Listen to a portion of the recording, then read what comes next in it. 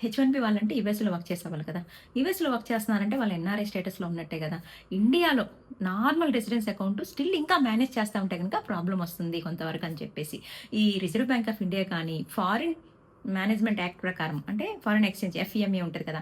దాని ప్రకారం ఏంటంటే ఇది వయోలేషన్ రూల్ అని చెప్పేసి.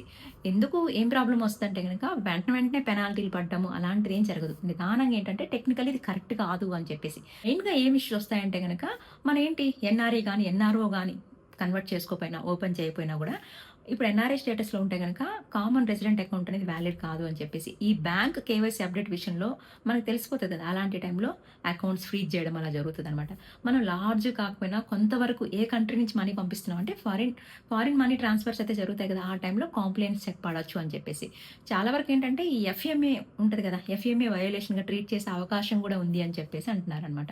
సో, కంపల్సరీ అయితే ఎన్ఆర్‌ఐ గాని, ఎన్ఆర్‌ఓ గాని ఏదో ఒకటి మనం ఉంటే దాన్ని మార్చుకోవడమో, లేదంటే కొత్త అకౌంట్ ఓపెన్ చేయడం అనేది ఉండాలి అని చెప్పేసి.